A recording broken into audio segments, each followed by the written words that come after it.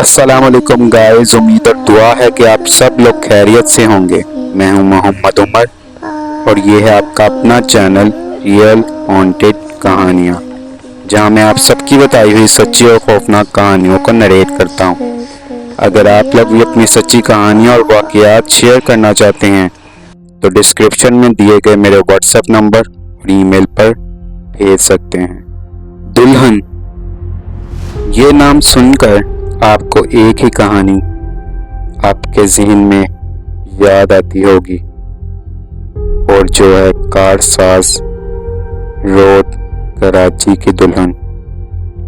जहां एक दुल्हन रोज रात के पिछले पहर लोगों से लिफ्ट मांगती है, और जो भी भूला भटका उसको तरस खा के लिफ्ट देता है तो अचानक से उसका चेहरा बदल जाता है और वो खौफनाक चुड़ैल बन जाती है। एक पल के लिए आप लोग ये सोचें कि आप लोग अपने रूम में रात को सो रहे हैं और आपके रूम में रात के पिछले पहर एक कोने में बैठी औरत आपको घूर रही हो, तो आप लोग क्या करेंगे? आज की कहानी भी कुछ ऐसी ही है, तो अपने हेडफोन्स लगा लें और अपने रूम की लाइट को ऑफ कर दें। आज की कहानी हमें ज़ैनब ने फैसलाबाद से अपनी पुप्पो के घर से मुंसलिक एक दिलचस्प और खौफनाक कहानी भेजी है। ज़ैनब बताती हैं कि मेरी पुप्पो का घर फैसलाबाद में है। मेरी पुप्पो पहले एक किराए के घर में रहती थी। बहुत सालों के बाद मेरे अंकल की मेहनत और कोशिशों की वजह से और मेरी पुप्पो की दुआओं की वजह से अल्लाह पाक ने उनको उनकी ख्वाहिश के मुताबिक एक खूबसूरत सा घर अता किया था। ये घर थोड़ा पुराना था, तो ये घर मेरे अंकल यानी मेरी पुप्पो के हस्बैंड को उनके बजट के मुताबिक मिल गया था। वो लोग बहुत ज़्यादा खुश थे कि ये घर उनको इतने कम पैसों में मिल गया है, और इस घर में आते ही मेरी पुप्पो के हालात भी बदलना शुरू हो गए। ये घर उनके लिए बरकत का बाइस बना और उनके घर के हालात को बदल के रख दिया। मेरी पुप्पो की फैमिली में वो 4 अफराद हैं। 2 वो खुद मियाँ बीवी और 2 उनके बच्चे। छोटी सी फैमिली है। मेरी पुप्पो का घर पुराना था, तो उन्होंने घर में शिफ्ट होते ही अपने घर की साफ सफाइयाँ करना शुरू कर दी। बाकी सब तो ठीक था, लेकिन मेरे पुप्पो के घर में एक कमरा था जो उनके आने से पहले ही, उनके अपने घर में शिफ्ट होने से पहले ही लॉक था। साफ सफाई करते हुए मेरी पुप्पो ने उस कमरे का लॉक खोला तो ऐसे महसूस हो रहा था जैसे सदियों से उस कमरे में कोई ना आया हो, और उस कमरे में टूटा हुआ सामान पड़ा हुआ था। उस कमरे में हर तरफ मिट्टी ही मिट्टी और जाले लगे हुए थे और टूटा हुआ सामान पड़ा हुआ था। पुप्पो को यही लगा कि शायद ये सामान उनसे पहले जिनका ये घर था उनका होगा, और टूट फूट की वजह से उन्होंने ये सामान नहीं निकाला। तो उन्होंने ये सारा सामान बाहर निकालकर फेंक दिया और उस कमरे की भी अच्छी तरह से सफाई कर दी और उस कमरे को अपना बेडरूम बना लिया। क्योंकि वो कमरा खासा बड़ा था तो उन्होंने उस कमरे को अपना बेडरूम ही बना लिया और अपनी सारी चीज़ें उस कमरे में सेट कर ली। आहिस्ता आहिस्ता इस घर में आने से ही मेरी पुप्पो के हालात दिन ब दिन बेहतर होते जा रहे थे। मेरे अंकल को उनके हर काम में कामयाबी ही मिलती जा रही थी। मेरी पुप्पो हमसे यही कहती थी कि ये घर हमारे लिए बहुत ज़्यादा बरकतें और रहमतें लेकर आया है। ये घर हमारे लिए बहुत ज़्यादा बाबरकत है और इसमें मैं जितना भी अल्लाह का शुक्र अदा करूं वो कम है। कुछ दिनों के बाद ही मेरी पुप्पो को ये महसूस होने लगा कि इस घर में उनके अलावा भी कोई मखलूक मौजूद है। दोपहर के वक्त पुप्पो जब घर में अकेली होती थी, अंकल अपने ऑफिस और बच्चे अपने ट्यूशन या स्कूल होते थे तो पुप्पो मेरी पीछे घर में बिल्कुल अकेली होती थी। तो पुप्पो ने अपने घर में ही बच्चों को एक जगह से दूसरी जगह भागते दौड़ते देखा, जिन्होंने सफ़ेद कपड़े पहने होते थे।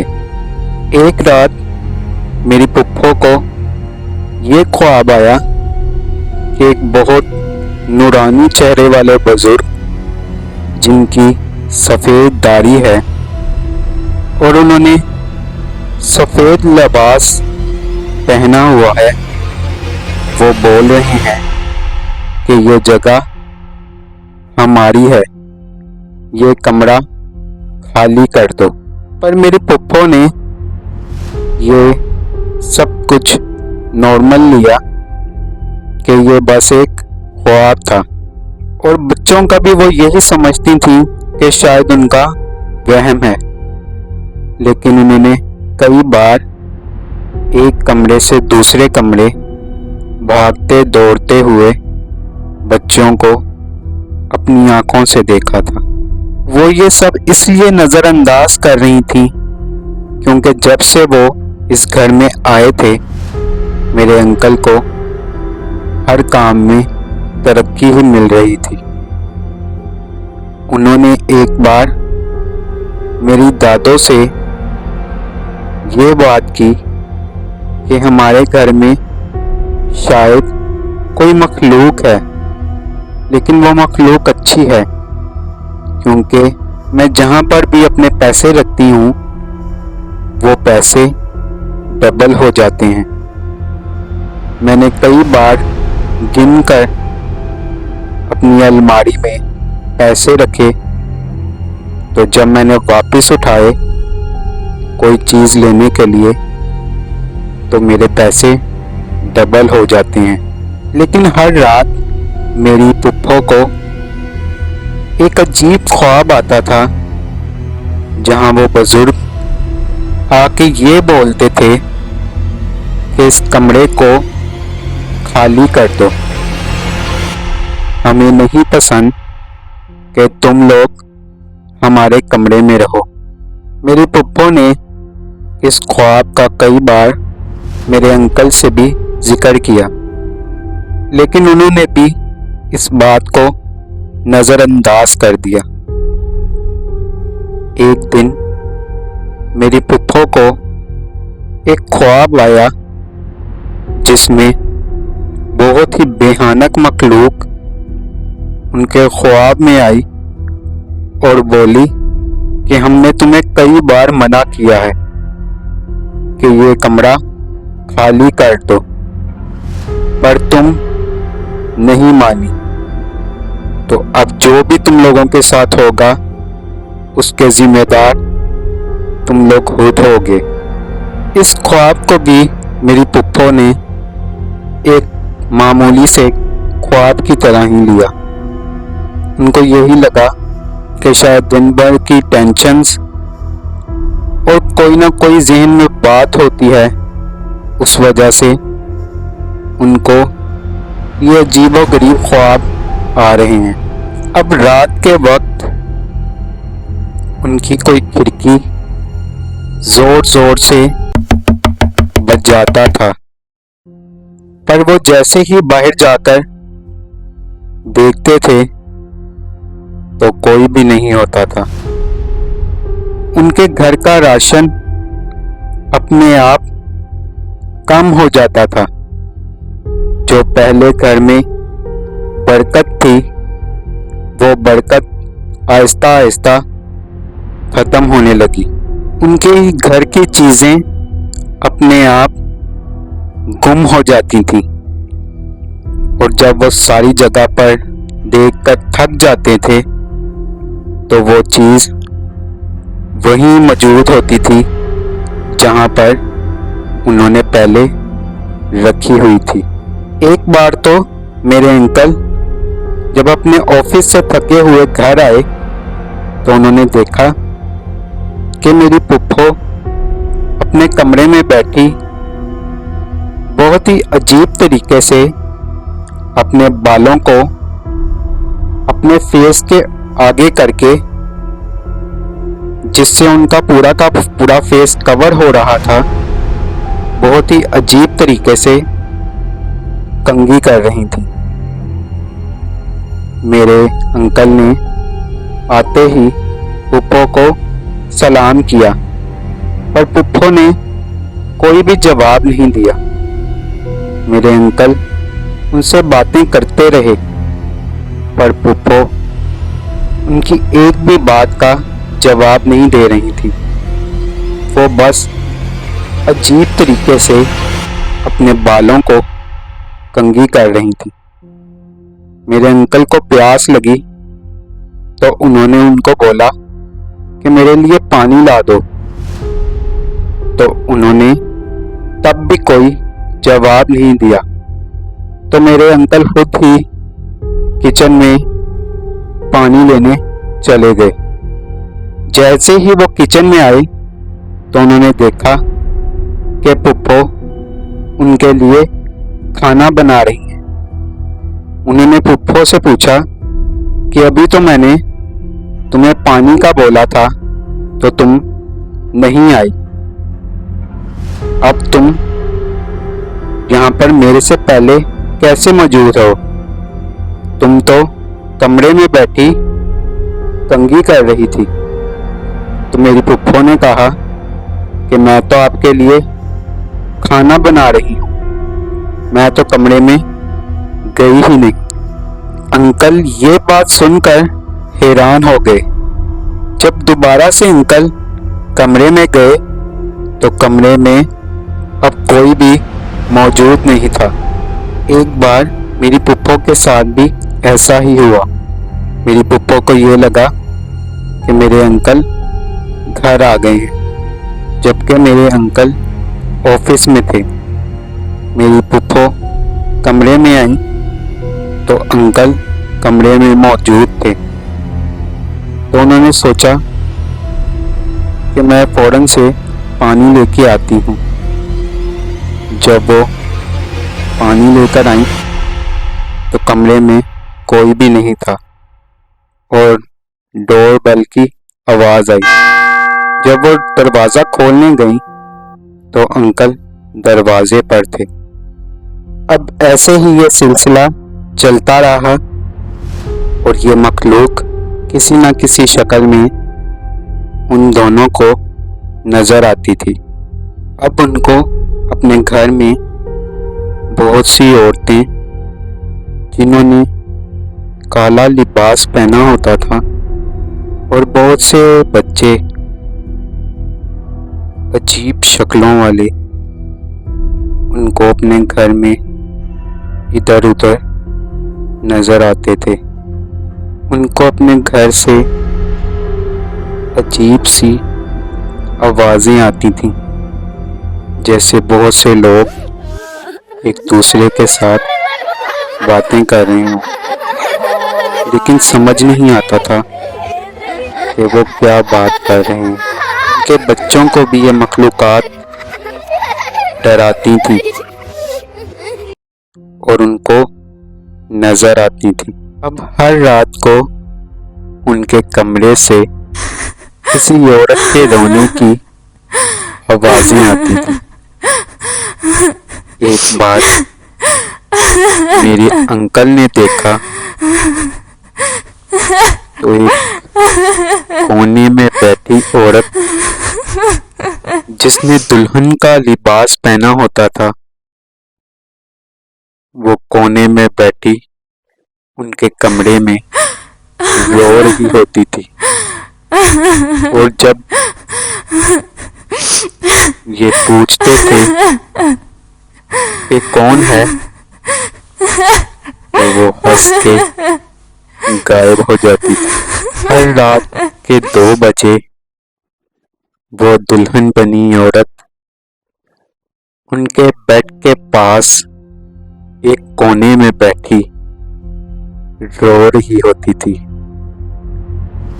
और अचानक से जब ये अपनी आंखें खोलते थे तो मुस्कुराकर गायब हो जाती थी। अब आहिस्ता आहिस्ता ये मामलात बढ़ने लग गए थे और उनको अजीब सी आवाजें उनके घर से सुनाई देती थी। और रात तो इतनी खौफनाक होती थी कि वो सो भी नहीं सकते थे। हर रात 2 बजे वो दुल्हन बनी औरत उनको अपने कमरे में नजर आती थी और वो रोती रहती थी। जब ये मामलात बहुत ज्यादा खराब हो गए तो उन्होंने एक साहिब इल्म बुजुर्ग को बुलाया। उन्होंने उनके घर का जायजा लिया तो उन्होंने बताया कि आपके इस कमरे में उस मखलूक का पूरा खानदान आबाद है। उन्होंने कई बार आपको बताने की कोशिश की है, आपको समझाने की कोशिश की है। कभी अच्छे रूप में आए और कभी भयानक रूप में, पर आप लोगों ने वो मामूली से ख्वाब समझकर उनकी बातों को नज़रअंदाज किया है। अब वो मखलूक बहुत ज़्यादा जलाल में है और वो नहीं चाहती कि आप उनके घर में रहें।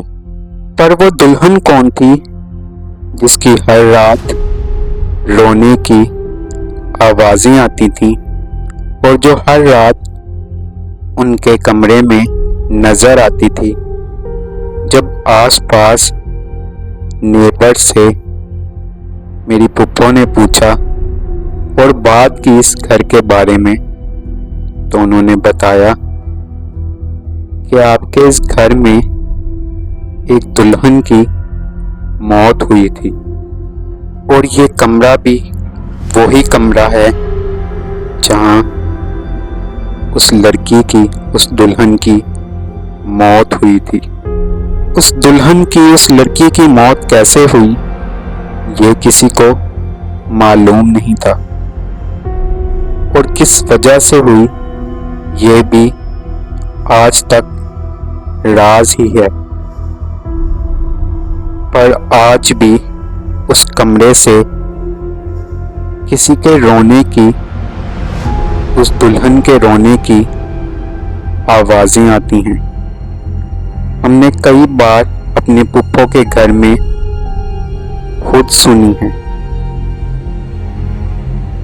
और हर रात 2 बजे उस कमरे को भी कोई इतनी जोर से नॉक करता है जैसे बाहर आने को बेताब हो। पर ये लोग उस कमरे को खोल नहीं सकते क्योंकि उन बुजुर्ग ने जाने से पहले ये मना किया था कि कोई भी इस कमरे के करीब भी नहीं आएगा और ना इस कमरे को खोलने की कोशिश करेगा। ये कमरा उन मखलूकात को दे दिया था। अब किसी को भी इजाजत नहीं कि उस कमरे को खोले, वरना नुकसान होगा। Thank you so much guys मेरी स्टोरीज को लाइक करने के लिए। मिलते हैं नेक्स्ट स्टोरी में। Take care. अल्लाह हाफिज।